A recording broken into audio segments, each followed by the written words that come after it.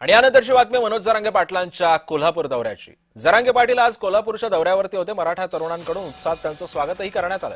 कोल्हापूरच्या अंबाबाईचं त्यांनी दर्शन सुद्धा घेतलं आणि त्यावेळी त्यांनी प्रतिक्रिया सुद्धा दिलेल्या आहेत।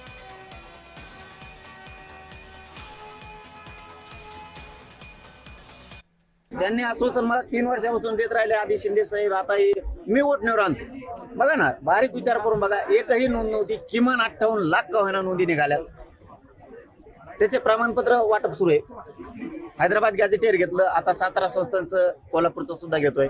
म्हणजे मी फक्त एवढंच आहे, पूर्ण आपल्याला देत नाहीये। आपण टप्प्याटप्प्याने पूर्णाकडे जाऊ। जी अपूर्ण गोष्ट आहे ती पूर्ण करायची असली तर आपल्या दमाने जाऊयात। एकदाच आपण धावत जाण्यापेक्षा दमण्यापेक्षा जरा टप्प्याटप्प्याने गेलो तर त्या समाजाला पण घेता येईल आणि ते टिकल सुद्धा, ते पिढ्यांना पार राहील सुद्धा। म्हणून त्यांनी कितीही वळवळ केली, मी मुख्यमंत्र्यांची चलून देत नाही, दोन्ही उपमुख्यमंत्रीच चलून देणार नाही। मराठ्या पुढं सरकारचं शानपण चालत नाही।